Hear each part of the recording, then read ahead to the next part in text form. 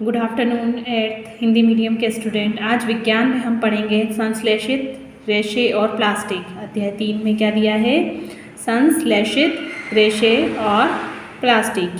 संश्लेषित का मतलब होता है मानव द्वारा निर्मित रेशे, और साथ में इसमें प्लास्टिक भी है जो किसके द्वारा बनाया जाता है और इसका उपयोग हम किस किस काम में करते हैं। आपने देखा होगा आपके घरों में या सभी के घरों में कुछ चीज़ें, कुछ वस्तुएं इस्तेमाल की जाती है, जैसे जूट के बोरे और प्लास्टिक के बर्तन, और इसके अलावा कालीन, दरी, सोफ़े, पलंग और प्लास्टिक के बहुत सारे सामान, टूथब्रश और अलग अलग तरह के जो वस्त्र हम पहनते हैं, ये सब हम किसी तरह से उपयोग में लाते हैं।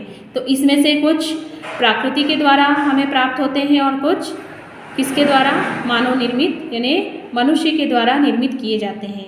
अब पोशाक जिन्हें हम पहनते हैं, कपड़े फैब्रिक से बने होते हैं। कपड़े प्राकृतिक अथवा कृत्रिम स्रोतों से प्राप्त रेशों से बनाए जाते हैं। रेशे यानी फाइबर्स। कि आप कुछ प्राकृतिक रेशों के नाम बता सकते हैं?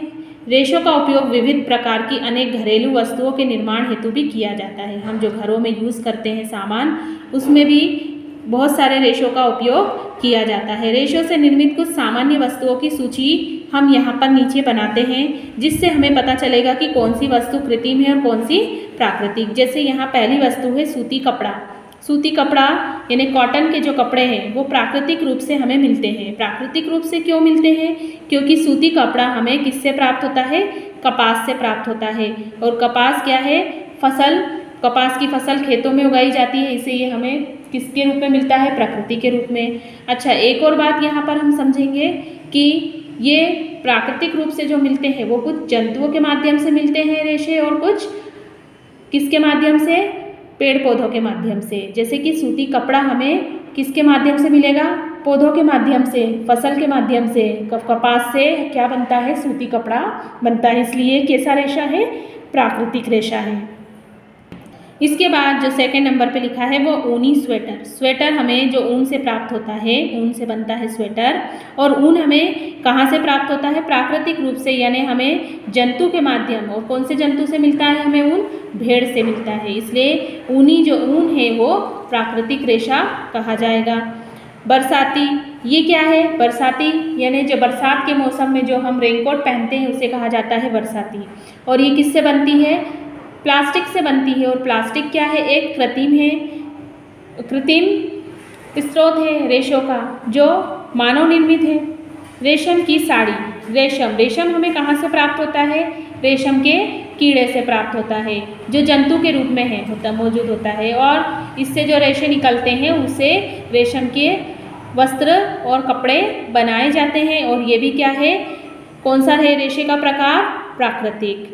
नायलॉन की ड्रेस। अब नायलॉन की अगर ड्रेस हमने बनाई है, या नायलॉन के कोई भी रस्सी वगैरह हमने यूज़ की है, नायलॉन की रस्सियाँ भी हम घरों में यूज़ करते हैं, ये सब क्या है? कृत्रिम रेशों से बनते हैं। तो आपने कुछ वस्तुओं को कृत्रिम चिन्हित किया। कपास, ऊन, रेशम पौधों अथवा जंतुओं से प्राप्त होते हैं। कपास से हमें क्या मिलता है? सूती वस्त्र मिलते हैं। ऊन से ऊनी वस्त्र मिलते हैं। रेशम से रेशमी वस्त्र मिलते हैं। इनमें से जो कपास है वो हमें प्राकृतिक रूप से प्राप्त होता है, और ये किससे मिलता है? पेड़ पौधों से। ऊन और जो रेशम है वो जंतु से मिलते हैं, जिसके रेशों से वस्त्र बनाए जाते हैं।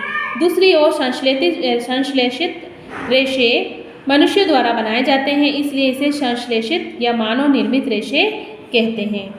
अब जैसे कि यहाँ पर एक उदाहरण दिया है कि धागों से जुड़े मनकों के हार में पाई जाने वाली एक क्या होती है? रूप बनावट को स्मरण का प्रयास कीजिए। अब जब हम मनकों को जोड़ते हैं, हार बनाते हैं एक अलग अलग मोतियों को जोड़कर, और किस में पिरोते हैं? धागे में। तो वो धागा रेशमी भी हो सकता है और सूती भी हो सकता है।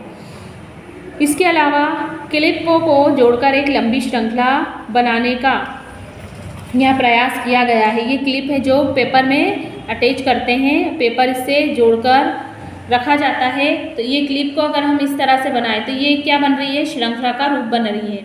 तो एक संश्लेषित रेशा भी छोटी इकाइयों को जोड़कर बनाई गई एक श्रृंखला है और प्रत्येक छोटी इकाई वास्तव में एक रासायनिक पदार्थ होता है। बहुत छोटी छोटी इकाइयाँ मिलकर ये पदार्थ को बनाती है। इस प्रकार की अनेक छोटी इकाइयाँ मिलकर एक बड़ी एकल इकाई बनाती है जिसे हम कहते हैं बहुलक। इसको क्या नाम दिया है? बहुलक। और अंग्रेजी में क्या कहते हैं इसको? पॉलीमर। पॉलीमर शब्द ग्रीक भाषा के दो शब्दों से बना है, एक होता है पॉली और दूसरा होता है मर।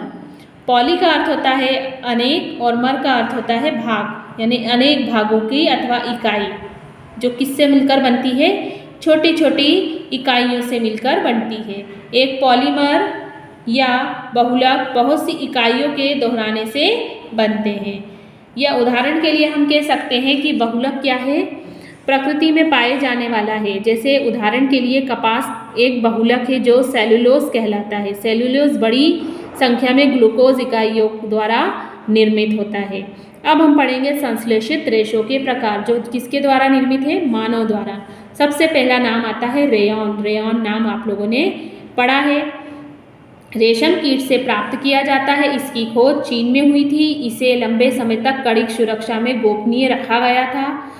रेशों से प्राप्त कपड़ा बहुत महंगा होता है, परंतु इसकी सुंदर बुनावट ने प्रत्येक व्यक्ति को मोह लिया। रेशम को कृत्रिम रूप से बनाने के प्रयास किए गए। 19वीं शताब्दी के अंतिम छोर पर वैज्ञानिकों को रेशम समान गुणों वाले रेशे प्राप्त करने में सफलता प्राप्त हुई। अब शुरुआत रेयॉन की कहाँ से हुई? रेशम के कीट से। और रेशम के कीट की खोज किसने की थी? चीन में। ये लंबे समय तक कड़ी सुरक्षा में इसको रखा जाता था, क्योंकि रेशम का जो रेशा होता था वो बहुत ही महंगा होता था। इसकी सुंदर बुनावट प्रत्येक व्यक्ति को मोह लेती थी। कहा जाता है कि रेशम का एक कपड़े का जो थान है वो एक अंगूठी में से इतना मुलायम और सॉफ्ट होता था। कपड़ा शुरू का जो रेशम होता था, पहले जो बनाया जाता था, अभी तो मिलावट आ रही है उसमें, इतना सॉफ्ट नहीं होता है, लेकिन जो प्योर रेशम होता है उसका कपड़ा क्या होता है? एक छोटी सी अंगूठी में से उस पूरे थान को हम आसानी से निकाल सकते हैं। तो रेशम को कृत्रिम रूप से बनाने के प्रयास किए गए और इसकी सफलता 19वीं शताब्दी के अंतिम छोर पर वैज्ञानिकों को मिली। उन्होंने रेशम के समान गुणों वाले रेशे प्राप्त करने में सफलता हासिल कर ली। इस प्रकार का रेशा काष्ठ लुगदी के रासायनिक उपचार से प्राप्त किया गया। अब किससे प्राप्त किया गया? लकड़ी की लुगदी से। और यह रेशा कहलाया रेयॉन, जिसे कृत्रिम रेशा भी कहते हैं। कृत्रिम रेशा क्यों? वैसे तो बनाया गया मनुष्य द्वारा, लेकिन कृत्रिम इसलिए है क्योंकि ये पेड़ पौधों की काष्ठ यानी लकड़ी की लुगदी से बनता है। रेयॉन प्राकृतिक स्रोत काष्ठ लुगदी से प्राप्त किया जाता है। यह एक मानव निर्मित रेशा है। यह रेशम से सस्ता होता है, कि रेशम तो रेशम के कीड़े से प्राप्त होता है, लेकिन रेयॉन किससे प्राप्त होता है? काष्ठ लुगदी से। इसे रेशों के समान बुना जा सकता है। इसे आसानी से, जिस तरह से हम रेशम को बुन सकते हैं उसी तरह रेयॉन के रेशों को भी आराम से बुन सकते हैं। इसे रंगों की कई किस्मों में रंगा जा सकता है। रेयॉन को कपास के साथ मिलाकर बिस्तर की चादरें बनाते हैं। ऊन के साथ मिलाकर कालीन और गलीचे भी बनाए जाते हैं और ये बहुत ही ज़्यादा सस्ते होते हैं, आसानी से मिल जाते हैं। इसके बाद आता है नायलॉन। नायलॉन आपने सुना होगा, एक मानव निर्मित रेशा है। इसे 1931 में बिना किसी प्राकृतिक कच्चे माल यानी पौधे या जंतु से प्राप्त का उपयोग किए बनाया गया। इसका निर्माण कोयले, जल और वायु से किया गया। नायलॉन का निर्माण किसके द्वारा हुआ? कोयले, जल और वायु के द्वारा। यह प्रथम पूर्ण रूप से संश्लेषित रेशा था। नायलॉन रेशा प्रबल, प्रायस्थ और हल्का होता है। यह चमकीला और धुलने में सुगम था, अतः यह कपड़ों के निर्माण हेतु बहुत प्रचलित हुआ। क्या नायलॉन रेशा वास्तव में इतना प्रबल है कि हम इससे नायलॉन पैराशूट और चट्टानों पर चढ़ने हेतु रस्से बना सकते हैं? आपने देखा होगा घरों में भी जुराबे, रस्से, तंबू, दांत साफ करने का ब्रश, कारों की सीट के पट्टे, स्लीपिंग बेल्ट, शयन थैला, पर्दे आदि ये किसके द्वारा बने होते हैं? नायलॉन के द्वारा। नायलॉन का उपयोग जैसे कि यहाँ पर दिया है रस्सी, मोजे, जुराबे जिसे कहा जाता है, और ये क्या है? ब्रश है, ये पर्दे, तो ये सब किसके द्वारा बनते हैं? नायलॉन के द्वारा। ये नायलॉन रेशे का उपयोग किया जाता है। जो पर्वतारोही रहते हैं वो रस्सियाँ से के द्वारा इस पर चढ़ाई करते हैं। ये पैराशूट का जो निर्माण है वो भी किसके द्वारा हुआ है? नायलॉन के द्वारा। चट्टानों पर चढ़ने में रस्सों का निर्माण भी किया जाता है। नायलॉन का तार इस्पात के तार से अधिक प्रबल और शक्तिशाली होता है, इसलिए इसका उपयोग इनमें भी किया जाता है। यहाँ तक आपको इस पाठ को पढ़ना है और समझना है।